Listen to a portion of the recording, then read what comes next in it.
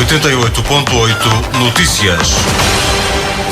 A seleção portuguesa de futebol defronta hoje as Ilhas Faroé no estádio do Bessa, no Porto, em jogo da fase de qualificação para o Mundial 2018. Na divisão da partida, o selecionador nacional, Fernando Santos, elogiou o adversário e disse que a sua equipa tem de estar muito atenta. Tem jogadores muito rápidos na frente, que saem muito rápido no contra-ataque, fez isso muito bem na Suíça. Aliás, eu acho que as Ilhas Faroé fora de casa têm, na realidade, muita competência.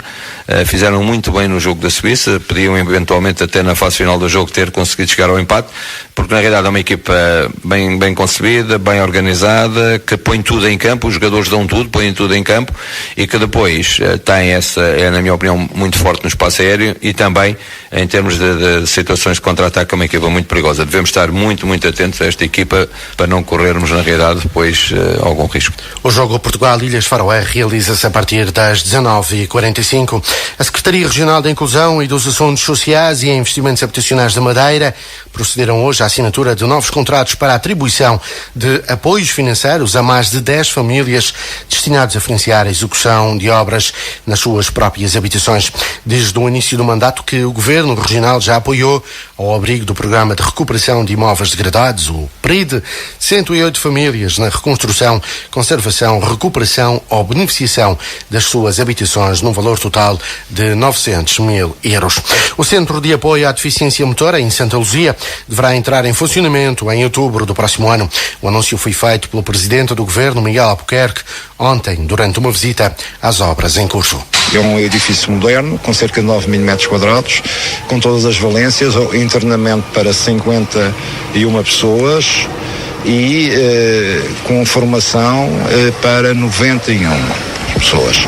Este centro é um centro que foi concebido em termos funcionais para ministrar o maior e o melhor apoio às pessoas portadoras de deficiência e, por outro lado, também foi concebido no sentido de racionalizar e integrar os custos. Ou seja, em vez de termos diversas unidades dispersas, neste centro ficarão todas aqui integradas. As obras do Centro de Apoio à Deficiência Motora estão orçadas em cerca de 7 milhões de euros. As obras no edifício do Museu Vicentes deverão estar concluídas no verão de 2018 e correspondem a um investimento de cerca de 1 milhão de euros por parte do Governo, através da Patri-Ram, a empresa responsável pela gestão do património regional. O anúncio foi feito pelo Secretário Regional das Finanças e Administração Pública, Rui Gonçalves. Temos uma intervenção que vai reabilitar 1.450 metros quadrados, procurando manter as características originais do edifício, que é esse também a imagem de marca que hoje a Patri-Ram já passa em todas as suas intervenções.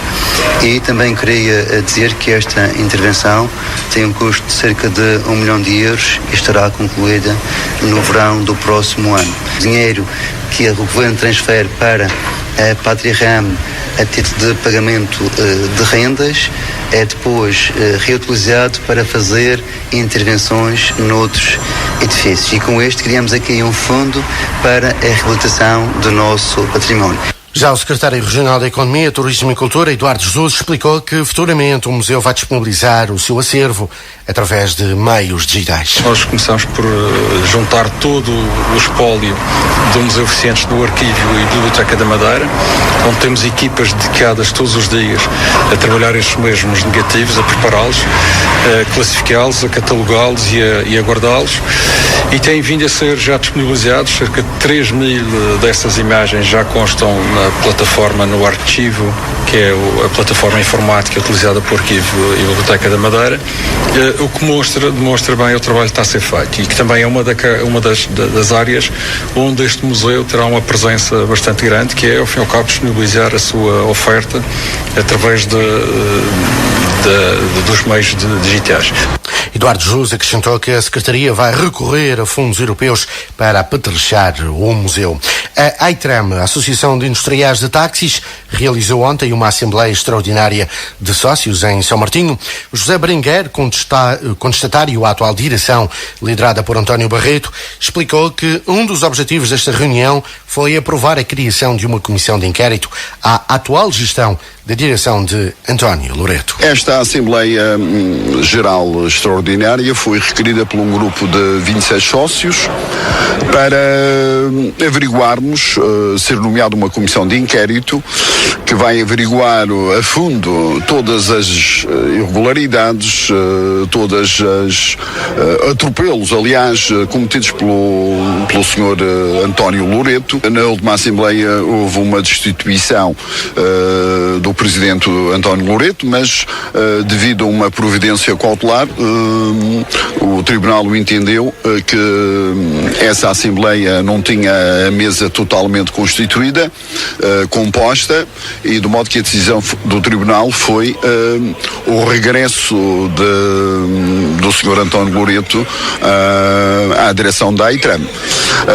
E nesta Assembleia, para além de muitos assuntos que estamos a tratar, um dos pontos desta Assembleia é acabar definitivamente, aliás, esse ponto já acabou de ser aprovado há pouco, que é no próximo ato eleitoral não seja permitido de forma alguma os votos por correspondência.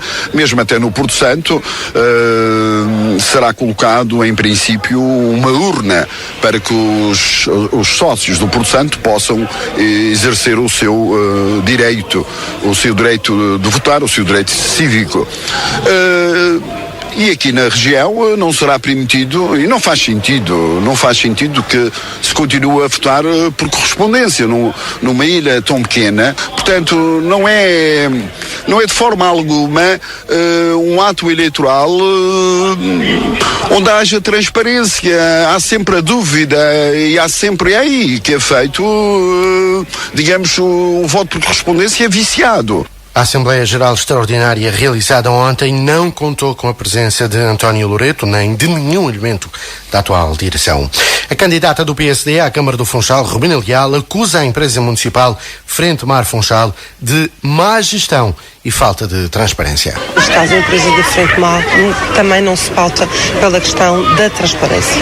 É importante nós dizermos que várias vezes foi solicitado ao município do Funchal, vários partidos, incluindo o PSD, foram feitos vários requerimentos pedindo a prestação de contas e entre outros documentos, e até o momento não foi dada qualquer resposta.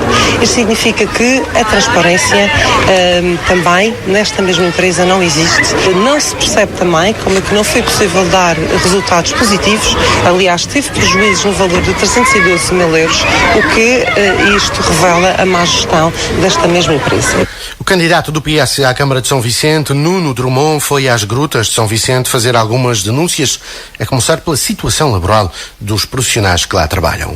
Nós sabemos, por exemplo, que os guias que cá trabalham nunca viram o seu estatuto de guia intérprete reconhecido, o que significa que desde o início das grutas há 20 anos estão numa posição que não é reconhecida na tabela remuneratória e que acabam todos por estarem a receber o ordenado mínimo.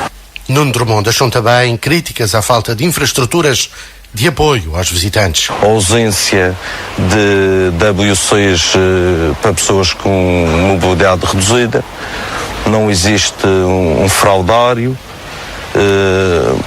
alguns dos equipamentos, o filme 3D, por exemplo, que é um dos momentos mais importantes da visita ao Centro de Vulcanismo.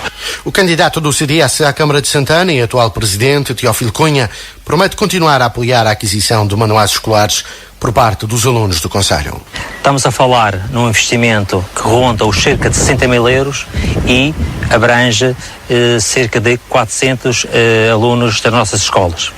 Devo fazer referência que abrangemos desde há 2 anos esta parte todos os níveis de ensino ministrados no nosso município. Primeiro ciclo, segundo ciclo, terceiro ciclo e secundário. Tudo e qualquer investimento na área da educação, nomeadamente este que estamos a dar os apoios aos manuais escolares, é um investimento que não tem preço e que a Câmara vai continuar a apoiar. O candidato do Bloco de Esquerda à Câmara de Santa Cruz, Miguel Fonseca, propõe a criação de um centro de alto rendimento desportivo de trail e natação. Este desporto de alto rendimento tem um efeito social que é um efeito propiciador de novos praticantes do desporto, nomeadamente na juventude, tem efeito no desporto escolar, tem efeito em termos de criar um novo mercado turístico. O Bloco acredita que o centro pode atrair praticantes estrangeiros e praticantes de outras modalidades. As instalações desportivas a construir podem propiciar estágios de outras modalidades que têm uma potencialidade de atrair desportistas de várias modalidades, como já disse, e de cerca de 4 dezenas de países. Isto é extremamente importante para a economia. Trata-se, portanto, de concorrer no mercado global e, obviamente, trazendo efeitos económicos para a economia do concelho, que dessa forma pode criar riqueza, pode criar novas potencialidades no domínio da fiscalidade que podem propiciar novas políticas sociais. Miguel Fonseca. Já no final deste Jornal da Região vamos escutar a entrevista com Tiago Camacho, é o candidato independente apoiado pelo Bloco de Esquerda à Câmara Municipal do Porto Santo. É uma entrevista conduzida pelo jornalista Gonçalo Maia, da Rádio Praia. Para já vamos à previsão do estado do tempo para as próximas horas. Períodos de céu muito nublado, aguaceiros em geral fracos nas vertentes norte e terras altas da Ilha da Madeira, vento moderado do quadrante norte, soprando por vezes forte com rajadas até aos 60 km horários nas terras altas e no extremo leste da Ilha da Madeira. São de resto as previsões para as próximas horas do Instituto Português do Mar e da Atmosfera. Voltamos às 18, boa tarde e até logo. 88.8 Notícias.